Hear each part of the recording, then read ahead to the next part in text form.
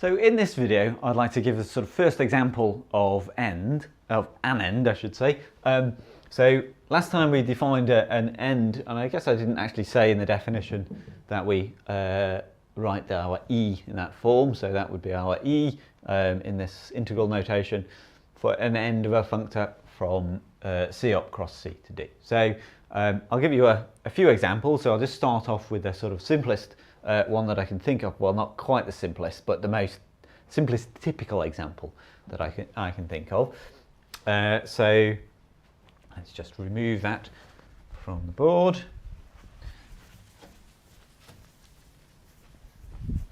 So our first example, example 1, is going to be t is just going to be the hom, which goes from c up across c to the category of sets.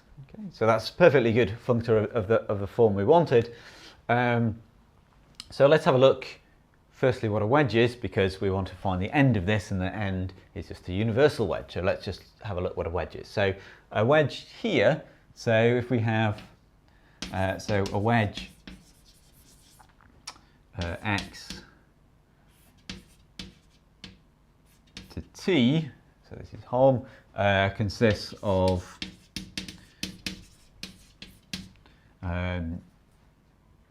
so obviously a set, and for each c in C, a function, so a morphism in the category of set, so that's just a function from x to hom cc. And let me just give that a name. I'll call that omega c. Okay, so and that's got to satisfy the naturality condition such that for all f from c to c primed, we get x to hom cc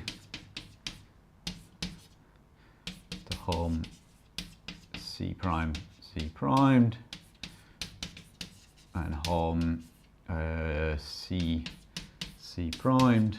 So this commutes, so that's omega c primed.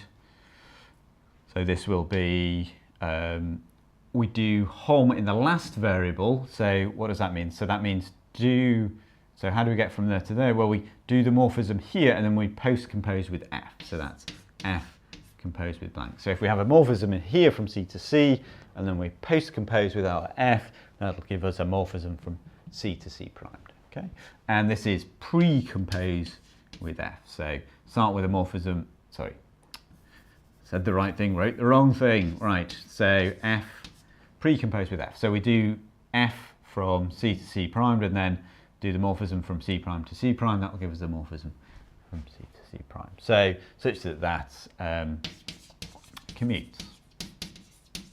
Okay, so that's just the straight definition. So let's just unpack this a little more. So what does that mean? So for each element in this set x, we're going to get a morphism from c to c for every c. So for every n in x, so we have omega c of n, which we'll call that n sub c, and that's going to go from c to c. Okay, so it's just taking an element inside that. Okay, and so what does that do? So, and these have to satisfy this condition. So just chasing this around,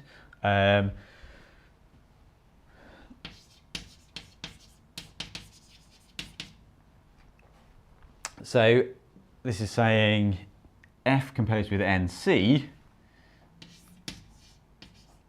is equal to nc primed composed with f. Okay, goes that way around. Okay, so we can rewrite that. So let's just rewrite that. So C primed, and here we would have NC, here we would have F, and here we would have NC primed. Okay, so that statement, so this condition here is just the naturality of this square. So it's just the fact this square commutes. So that's just saying that this sort of family NC. So this is all we've done is translated this square into into what happens for an individual element inside X. So so we get that NC, the sort of the family of them, are the components of a natural transformation.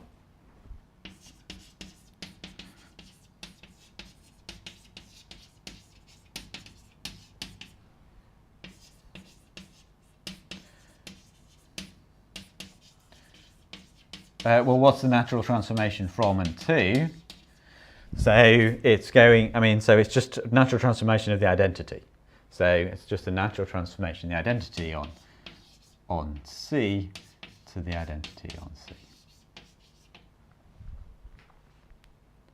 Okay, so let's just think about what we've done there. So what we've done is we've started off with a wedge, and for every element inside that wedge, every element inside that set, we've produced a natural transformation from the identity to itself. And in fact, you can show that goes the other way around. So that's exactly the definition of what a wedge is. So a wedge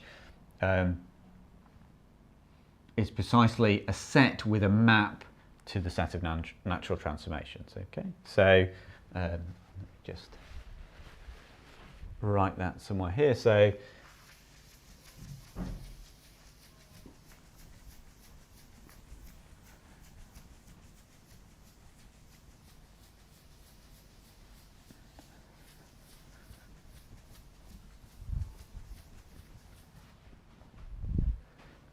a wedge X to home, I'll write it as home this time, is precisely the same thing as a function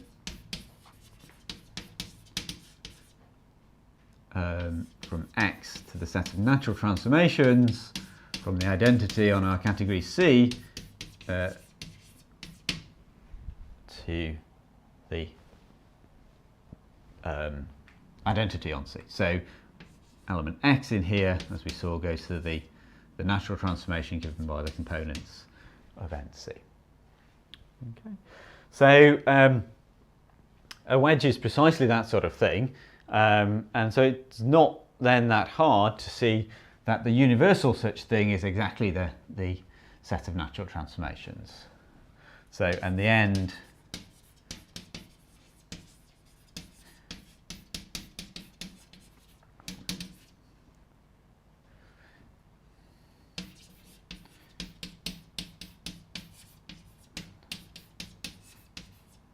is precisely the natural transformations of the category to itself, the identity in the category to itself. So we can write that, so that's equal to the end of home CC. So, instantly we get from this sort of strange looking N thing, perhaps a more natural looking thing, or a more familiar looking thing at least. So the natural transformations of the identity sometimes thought of as some sort of symmetries of the category. So for every object in the category, you get a map to itself, and they're natural in some way. So this is also goes by the name in some areas of mathematics as sort of the Hochschild, or the Hochschild homology, sorry, the Hochschild cohomology of the category. So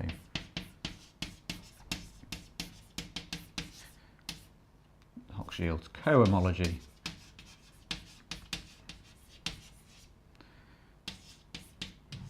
of C, or the sort of some sort of also sort of symmetries in a certain sense of C. So not symmetries in the sense of being automorphisms, but in this sort of more subtle sense where for every object you get a symmetry of each object, and these are all natural. Okay, so that's our first end, is the end of this functor. So we'll, well, there's an obvious way to generalize that to get all natural transformations, so we'll start with that next time.